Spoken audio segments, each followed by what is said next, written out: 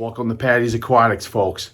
Now, in this video, we'll be working on this 29-gallon tank behind me. It houses my hyphen blue coral Variatus. Now, if you saw one of my past videos, my fish room tour, I explained that I planned on making this tank a dirted tank, and that's what we're going to do today.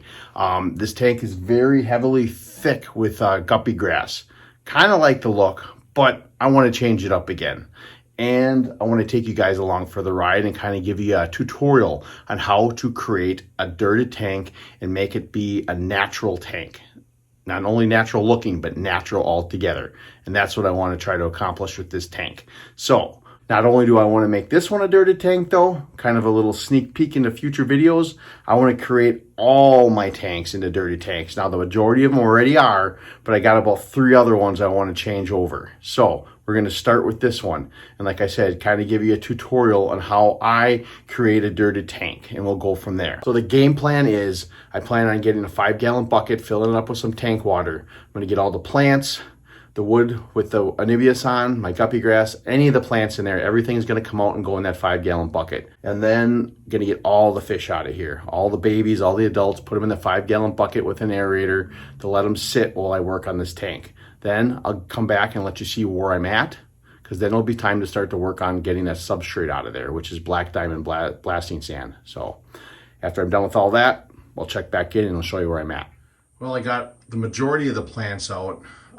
The wood, got to get a lot of the fish out yet. I got a few scoops of fish that were at the surface.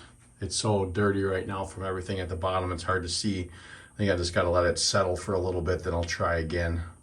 So then, yeah, after I get the fish out, I'll get back to you. I just wanted to show you guys how dirty a tank can get with all that stuff sitting at the bottom. All right, well, I think I got all the fish out of there. There might be a tiny little straggler along in there somewhere, along with possibly a shrimp. So there are snails everywhere. And you know, I love snails because my puffer eats them. So what I'm going to do now is I'm going to get all this substrate out of here and throw it into a bucket. And then later I will sift through it, not in this video, but I will sift through it for a bunch of snacks for my puff daddy, my Oaxaca puffer. So, but like I said, stay on track. Right now, let's get this substrate out of here and put it in a bucket. And I'll show you what it looks like after I get that all out of there. Well, I got all the substrate out. As you can see, there's a little bit of water in there yet. That's okay. Because after we get the dirt in there, we'd have to add water anyway to it to try to make it like a mud kind of consistency. And that little bit of water that's in there is perfect because it's full of beneficial bacteria for me at the bottom of this tank. So it could kind of give the substrate a little bit of a jump start, as you will. So dirt. Now, what I use is an organic potting soil and an organic compost. Now, I use 2 cups of the potting soil to 1 cup compost, however much you need. Now, if you want to do some more research on it, I highly recommend you check out Father Fish and his YouTube channel. And while you're there, go to his Discord. On that Discord channel, he has a full list of ingredients for what he uses for a fish tank, for a dirted tank. So if you want those additives and everything that goes with it, I highly recommend you go there. I just use 2 cups of organic potting soil to 1 cup of organic compost. And then I also add a little Osmocote to it and mix it up. That's just the mixture that I use. So that's what I'll do. I'm going to mix some in a bucket, and then I'll put some in the tank here and I'll show you how I do it. All right, so I got the dirt in like a little 1-gallon bucket I'll start with.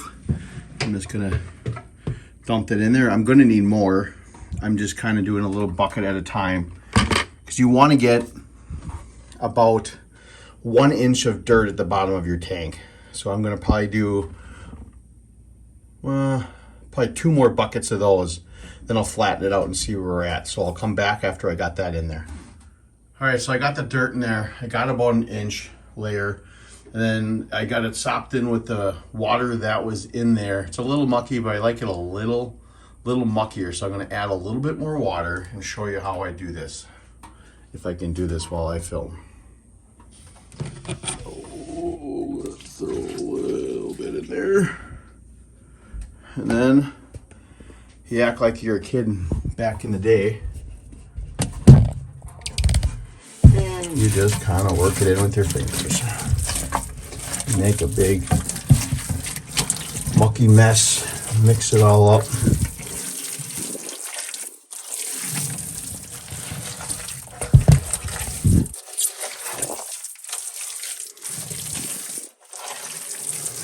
Okay, I like that consistency. All right, now what I'm going to do is pat it out and get it into a nice layer. Pat it out about an inch deep, and then I'll get back to you.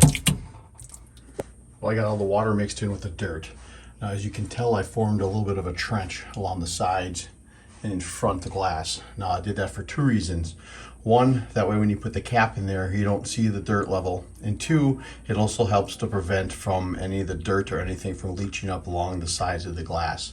So that's what I'm going to do next now, is start putting some sand in there along those trench areas, and then I'll start putting it on top. And I'll let you see what it looks like after I get about that far. All right, so I got the trench filled with the sand. Now I got to do the rest of the cap. But for cap, let me show you where I got mine from. Can you go first? Yep.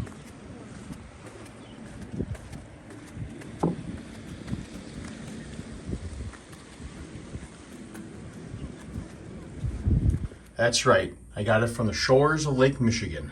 I used that same sand in my recap on my tank, so I recapped it with sand over my gravel. And it's a cheap and easy sand. Now, obviously, you can use pool filter sand or the black diamond sand like I had in here and took out. You can use any kind of sand like that you would like. I like the Lake Michigan sand because I like the color of it. It's a nice little brown and it looks very natural. So now what I'm going to start to do is start putting the sand in over everything and try to get a good 2-inch cap over that at least. So after I get the sand in there, I'll let you see what it looks like.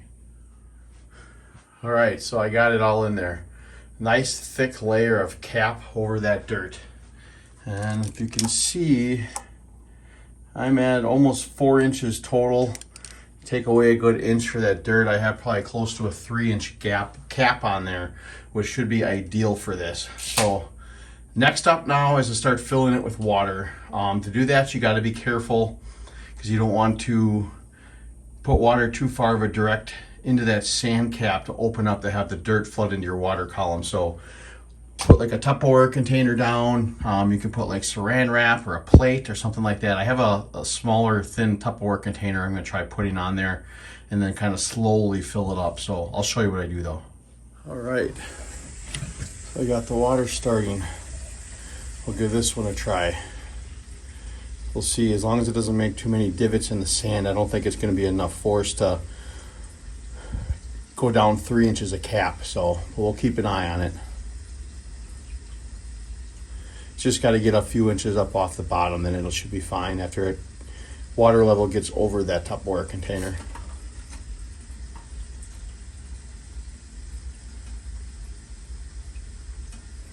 And I don't have the faucet on full force either. I just want enough of a trickle.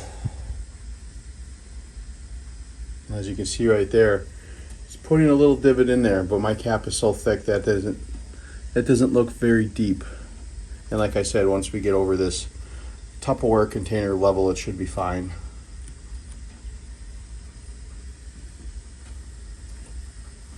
And that stuff's going away already. So that should do it. I'm going to fill it up about 3/4 of the way because I still got to put everything. I'm going to scape it in there yet. Then after I've got it filled up to that three quarter mark about, I'll show you where I'm at and what I'm going to scape it with. All right, I got the water filled up about 3/4 of the way. Now let's work on some hardscape.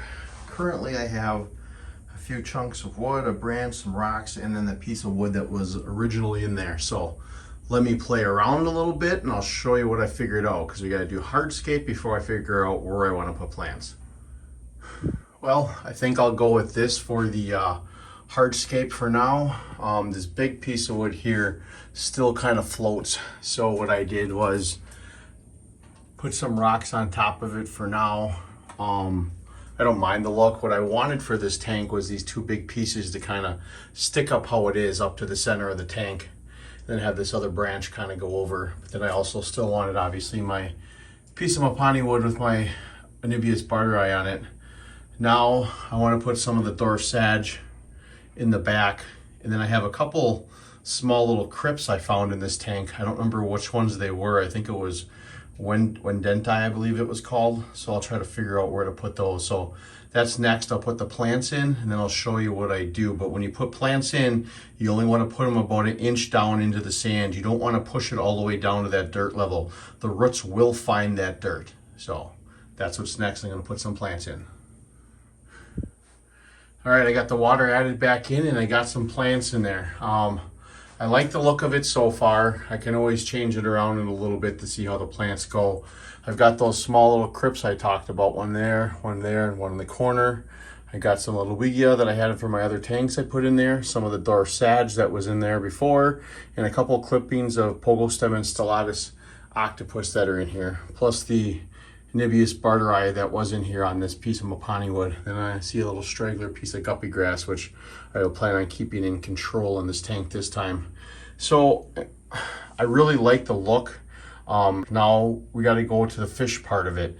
I'm going to add the fish right back in now. Some people want you to wait probably like a day or two to start adding fish in, but it's pretty much cycled already. All that wood has been soaking in my goldfish tub, which is cycled. This piece of wood was in there. The rocks were all in existing tanks. Like I said, the dirt itself started already with mucky dirt water that was in this tank with it, so I'm not worried about that one bit. So I'm going to add my fish back in, but you do whatever you feel is more comfortable. So I'll add the fish back in, and then I'll show you what it looks like.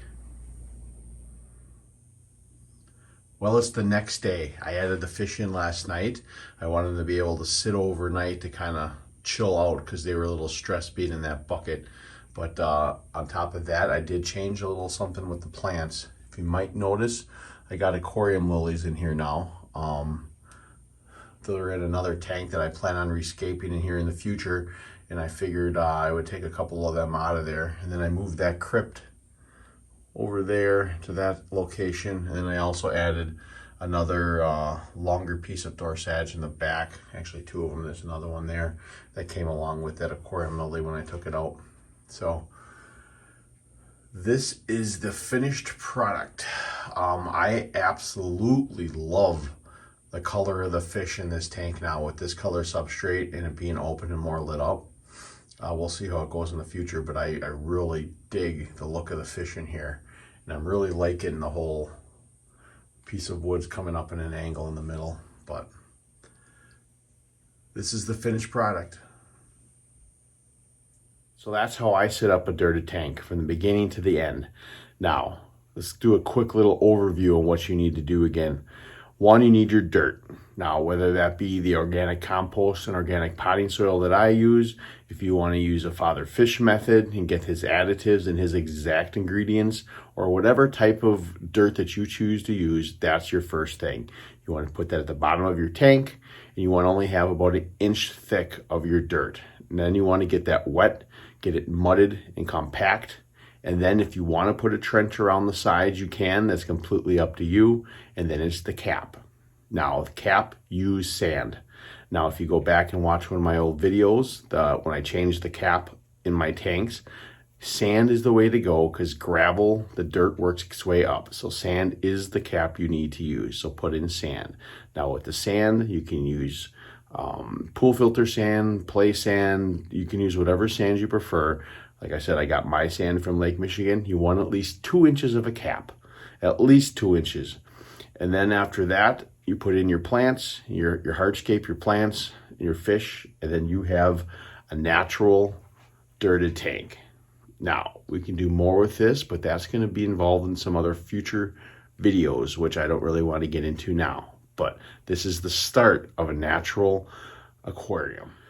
So if natural aquariums interest you and it's something that you want to try, like I said earlier, I highly recommend that you check out Father Fish's YouTube channel. I'll put a link to his channel in my description, and also check out the Discord of his. That is where there's a plethora of information of people sharing and people helping other people that have questions. So there's a great deal of information on there, and I highly recommend you look into it if that is something that you're interested in. Well, I hope you like this journey into my version of a natural dirted tank. Now, there's more things I plan on doing with these in the future, so stay tuned because I have a few things that I'm kind of interested about and I'm very excited to try. So that being said, if you like this video, please consider going to my channel and hitting that subscribe button. And if you do, make sure you hit that notification bell because you do not want to miss any of those upcoming projects I was just talking about. That being said, thank you very much for watching, and we'll see you next time here at Patty's Aquatics.